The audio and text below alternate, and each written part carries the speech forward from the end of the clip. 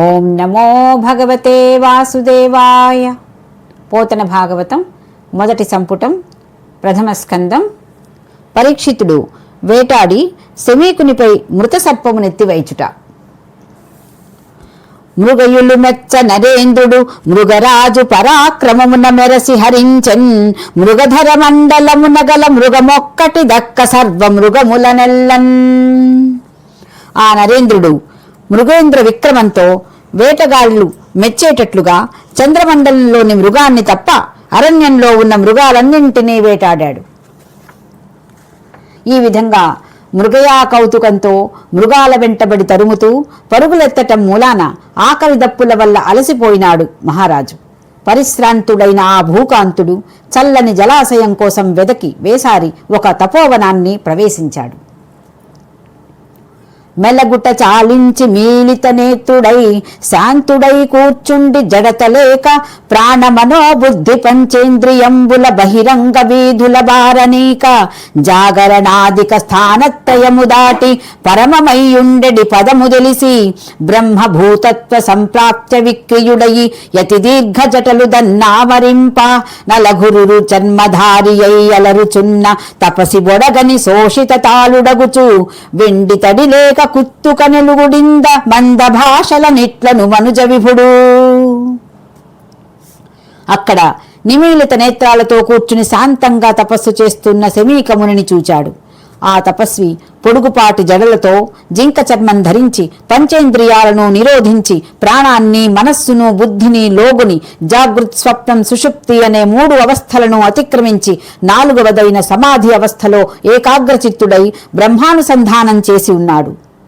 పరీక్షిత్తు ఆ సంయమేంద్రుని సమీపించి దవడలు ఎండి నాలుక తడియారి డగ్గుత్తికతో మెల్లమెల్లగా తోయములు దెమ్ము మాకి తోయము వేటాడ వెరవు దొరకదు ఘనచేతోయుత డప్పి జనించను తోయము వారలను లేరు దుస్సహమనగా. నీళ్లు నీళ్లు, ఈ సమయంలో వేటాడలేక దుస్సహమైన దాహంతో వచ్చాను, నా వారంతా దూరంగా ఉన్నారు అన్నాడు. ఆ ముని మాటలాడలేదు. ఆ మునీంద్రుడు నిమీలిత నేత్రుడై సమాధిస్థుడై బాహ్యేంద్రియ జ్ఞానం లేక పరమేశ్వర చింతా పరతంత్రుడై ఉన్నాడని మహారాజు తెలుసుకోలేక ఆగ్రహోదగ్రుడైనాడు. కన్నులు మోసి బ్రాహ్మణుడు గర్భము తోడుతనున్నవాడు చేసన్నలనైన రమ్మనడు సారజలంబులు తెచ్చిపోయడే మన్ననలైన జేయడు సమగ్ర ఫలంబులు వెట్టడింత సంపన్నత నొందెనే తన తపశ్చరణా ప్రతిమ ప్రభావముల్. ఎంత గర్వం! ఈ బ్రాహ్మణుడు కళ్ళు తెరవడు, బెల్లం కొట్టిన రాయిలాగా కదలడు మెదలడు, పోని రమ్మని చేతితో సైగైనా చెయ్యడు, మంచినీళ్లు ఇవ్వడు, మహారాజునని మర్యాదగా పండో ఫలమో తెచ్చిపెట్టడు. మహర్షిననే అహంభావం తలకెక్కి ఇంతగా కన్నులు మూసుకుని పోయినాయి కాబోలు. వారి గోరుచున్న వారికి శీతల వారి ఇరుట ఎట్టి వారికైన వారి తంబుగాని వలసిన ధర్మంబు వారి ఇడడు దాహ వారిగాడు. దాహంతో నోరెండి గేహం ముందుకు వచ్చి అడిగిన అతిథికి చల్లని జలం తెచ్చి ఇవ్వటం ఎటువంటి వారికైనా అవశ్య కర్తవ్యం. ఈ జటి జలమిచ్చిన దప్పిక నివారించడేమిటి? అనిమనుజేశ్వరుండు మృగయా పరిఖేద నితాంత దాహ సంజనిత దురంతరోషమున సంయమిదన్ను తిరస్కరించి పూజనములు చేయడంచు మృత సర్పమునొక్కటి వింటి కోపునంబనిబడి తెచ్చి వైచే అటు బ్రహ్మమునీంద్రునియం సవేదికన్ అని లోపల ఉడికిపోయాడు పరీక్షిత్తు. అసలే వేటలో అలసి గొంతెండి దురంత రోషంతో కుమిలిపోతున్న రాజు కోపాన్ని ఆపుకోలేక అవమానాన్ని భరించలేక వింటి కొప్పుతో ఒక చచ్చిన పామును పనికట్టుకొని కొని తెచ్చి ఆ బ్రహ్మర్షి భుజాన పడవేశాడు. ఈ ముని ఏకాగ్ర చిత్తంతో నిజంగానే నిష్ఠాగరిష్ఠుడై నిమీలిత నేత్రుడై కూర్చున్నాడా, లేక ఎప్పుడు వస్తూ పోతూ ఉండే సామాన్య రాజులతో ఏమి పని అని దొంగ జపం చేస్తున్నాడా అని మనస్సులో వితర్కించుకుంటూనే భూపాలుడు ఆపుకోలేని కోపాటోపంతో దాపున పడి ఉన్న మృత సర్పాన్ని మునిమూపున వేసి హస్తినాపురానికి వెళ్ళిపోయాడు. అప్పుడు చుట్టుప్రక్కల తిరుగుతున్న మునికుమారులు ఇదంతా చూచి శమీకముని కుమారుడైన శృంగి సమీపానికి వెళ్ళి శమీక పుత్రుండగు శృంగి పరీక్షిత్తుని శపించుట. నరగంధ గజస్యందన తురగంబుల నేలురాజు తోయాతురుడై పరగన్ని జనకుని మెడను రగముదగిలించిపోయెనోడక తండ్రి. భటులు, ఏనుగులు, రథాలు, గుర్రాలు అనే చతురంగ సైన్యానికి అధిపతి అయిన ఎవడో ఒక రాజు జలం కోసం వచ్చి వెనుక ముందు ఆలోచించకుండా నీ జనకుని కంఠంలో సర్పాన్ని తగిలించిపోయాడయ్యా అని చెప్పారు. ఆ మాటలు విని తోడి మునికుమారులతో ఆటలాడుతూ ఉన్న శృంగి కొమ్ములు తిరిగిన క్రోధరసంలాగా హుంకరించి రోషావేశంతో అదిరిపడుతూ ఇలా అన్నాడు. ఈ రాజులు బలిముద్దలు తిని బలిసిన కాకుల వంటివారు, ద్వారాల వద్ద కాచుకుని ఉండే సారమేయాల వంటివారు. గృహదాసులైన ఈ అభాస క్షత్రియులను భూసురోత్తములు తమ గృహరక్షకులుగా ఎలా నియమించారు?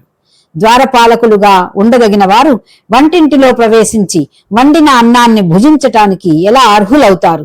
వారు చేసే ద్రోహాలకు గృహస్వామి ఎందుకు బాధ్యుడవుతాడు? ఆడడు తన్ను దూషణములాశ్రమవాసులగాని వైరులంగూడడు కందమూలములు గూడుగదించు సమాధినిష్ఠుడై వీడడు లోని చూక్కులను విష్ణుని దక్కబర ప్రపంచముంజూడడు మద్గురుండు ఫణిజుట్టగ నేటికి రాచవానికి. మా తండ్రి తనను తోలనాడలేదే, ఆశ్రమవాసులతోనే కాని తమ శత్రురాజులతో కూడలేదే. అడవిలో కందమూలాలు భుజిస్తూ అచంచల మనస్కుడై అంతర్దృష్టిని వీడకుండా ఇష్టదైవాన్ని తప్ప ఇతర ప్రపంచాన్ని చూడకుండా తపోనిష్టలో ఉన్న ఆయన మీద ఆ రాచవాడు త్రాచుపామును విసిరిపోతాడా? పోము హిరణ్యదానముల బుచ్చుకొనంగ ధనంబులేమియుందేమో సవంచనంబులుగా దీవనలిచ్చుచు వేసరింపగారాము వనంబులన్ గృహ విరాములమై నివసింపజల్లరే పామును వైవగాదగునే బ్రహ్మమునేంద్రు భుజార్గడంబునన్. మేము హిరణ్యదానాలు పుచ్చుకోవటానికి పోమే, ఆశీర్వాదాలని మోసం చేసి ధనం గుంజుకోమే, పరులను వేధించే వాళ్ళం కామే, ఇళ్ళు వాకిళ్ళు విడిచిపెట్టి అడవుల్లో పడి ఉన్నామే. అటువంటప్పుడు బ్రహ్మర్షి అయిన మా తండ్రి గారి మెడలో పామును పడవేయటానికి ఆ రాజుకు ఏం పోయే కాలం వచ్చిందో. పురమిగల జనులు ఒగడగగుడు తురుగుట్టు తురుగాక కువలయపతులై ఎడవుల నిడుమలబడి ఎడిబడుగుల మెడ నెడగదగునె పన్నగ శవమున్. ప్రపంచాన్ని పాలించే ప్రభువులైతే పంచభక్ష పరమాన్నాలు కడుపు నిండా కొడవమనండి, విలువగల వలువలను ముడవమనండి. అంతేకాని అడవులలో ఇడుములు పడే బడుగు తాపసల మెడలో పామును చుడతారా? భగవంతుడు గోవిందుడు జగతింబెడబాసి చనిన శాసింపంగా దగువారులేమి దుర్జనులగసి మహాసాధుజనులనే చెదరగట. భగవంతుడైన శ్రీకృష్ణుడు లోకాన్ని విడిచి వెళ్లిన తరువాత సమర్థుడైన శాసకుడు ఎవ్వరూ లేకపోవటంతో దుర్మార్గులు విజృంభించి నిరపరాధులైన సాధువులను బాధింపసాగారు. బాలకులార ధరిత్రీ పాలకు శపియింతుననుచు బలువడిని విలోలాలకుడగు మునికుంజర బాలకుడరిగెందిలోక పాలకులదరన్. బాలకులారా వినండి, ఇప్పుడే ఆ భూపాలకునికి శాపం పెడతాను అని ముని బాలకుడైన శృంగి దేవతలు దద్దరిల్లేటట్లుగా పెద్ద పెద్ద కేకలు వేస్తూ కౌశికీ నదికి వెళ్ళాడు. నీళ్లు చేతిలోనికి తీసుకున్నాడు.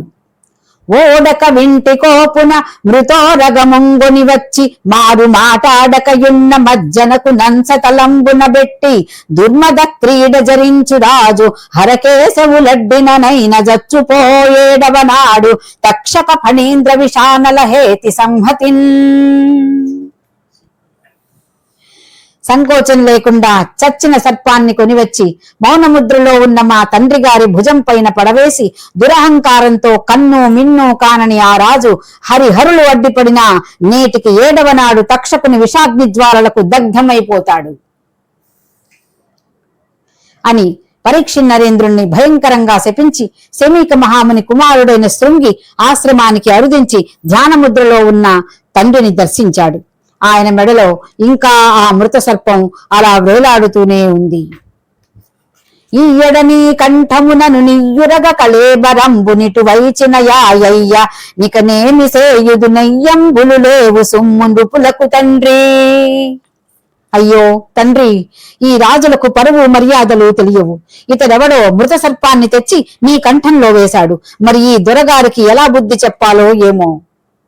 ప్రారంభంబున వేట వచ్చి ధరణి పాలుండు మా తండ్రిపై నేరం వేమియులేక సర్పశవమున్నేడుగ్రుడై వైచినాడీ రీతిన్ ఫణిగ్రమ్మరన్ బ్రతుకునో హింసించునో కోరలన్ రారే తాపసులార దీని దివరే రక్షింపరే మ్రొక్కెదన్. ఓ తాపసులారా, ఎవరో రాజుగారు వేట కోసం అడవికి వచ్చి నిరపరాధి అయిన మా తండ్రి మీద నిర్దాక్షిణ్యంగా ఈ చచ్చిన పామును పడవేసి వెళ్ళాడు. ఈ భయంకర సర్పం మళ్లీ బ్రతుకుతుందో ఏమో, క్రూరమైన కోరలతో కాటు వేస్తుందేమో. మీకు చేతులెత్తి నమస్కరిస్తాను, వేగిరం రండి, ఈ పామును తోసెయ్యండి, మా తండ్రిని రక్షించండి అంటూ భయంతో ఆ సర్పాన్ని తొలగించే నేర్పు లేక పెద్దగా ఏడవసాగాడు. అనుగు నందనుని ఆక్రందనం ఆకర్ణించి శమీక మహాముని సమాధి చాలించి మెల్లగా కళ్ళు తెరిచాడు. భుజాన వ్రేలాడుతున్న భుజంగాన్ని తీసి దూరంగా పారవేసి కుమారుణ్ణి చూచి, ఏ కీడునాచరింపము లోకులన్ మనము సర్వలోక సములమున్ సోకింప నేల పుత్ర కాకోదర మేల వచ్చే కంఠంబునకున్. నాయనా, మనం ఎవ్వరికి ఏ కీడు చేసేవాళ్లం కామే, సకల లోకులను సమానంగా ఆదరిస్తామే. నీవు ఎందుకు ఆక్రందిస్తున్నావు? అసలు ఈ కాలసర్పాన్ని నా కంఠానికి ఎవరు చుట్టారు అని ప్రశ్నించాడు. అప్పుడు శృంగి రాజు వచ్చి పామును వేయటం, ఆ రాజును తాను శపించటం తన తండ్రికి విన్నవించాడు.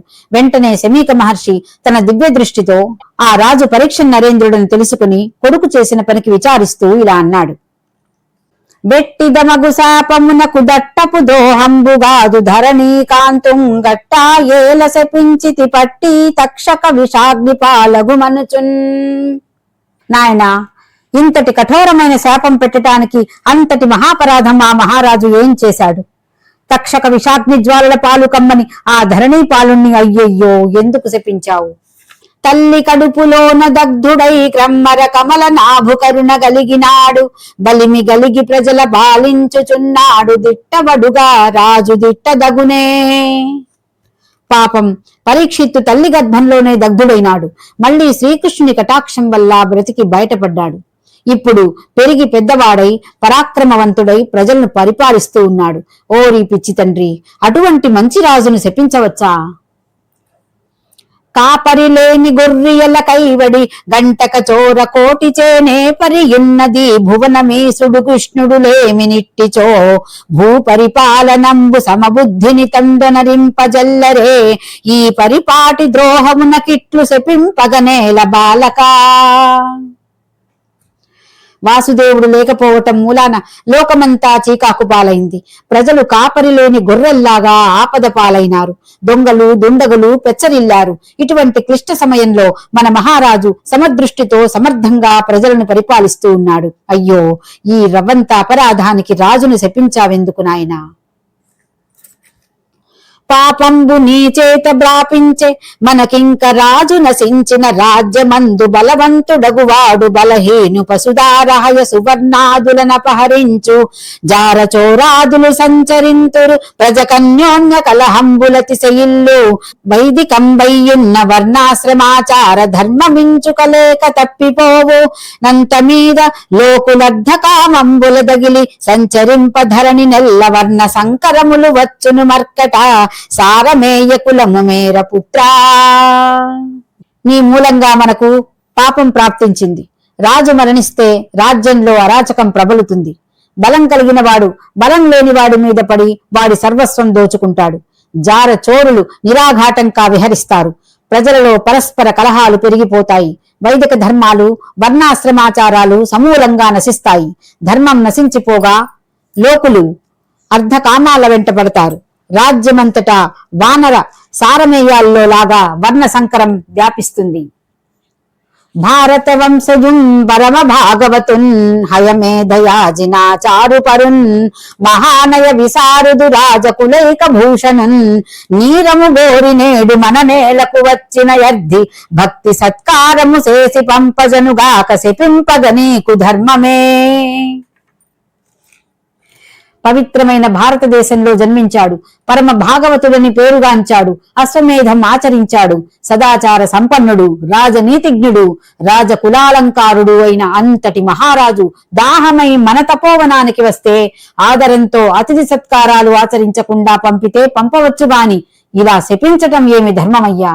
భూపతికి నిరపరాధమ శాపము దానిచ్చే బుద్ధి చాపలమున మా పాపడు వీడొనరించిన పాపము దొలగింపు కృష్ణ పరమేశ హరి.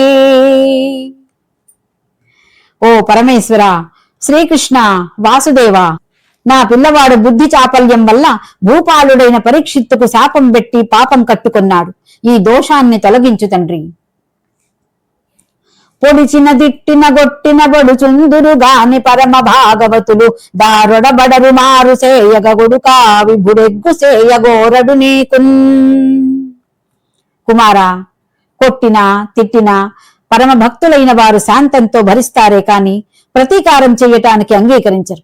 నీ శాపానికి మన మహారాజు ప్రతిశాపం ఇవ్వడు. చెలగరు కలగరు సాధులు మిళితములయి పరుల వలన మేలుంగీడున్ నెలకొనిన నైనాత్మకు నెలయవు సుఖ దుఃఖ చయములుగ్రములగుచున్. సజ్జనులు ఇతరులు చేసిన ఉపకారానికి పొంగిపోరు, అపకారానికి కృంగిపోరు.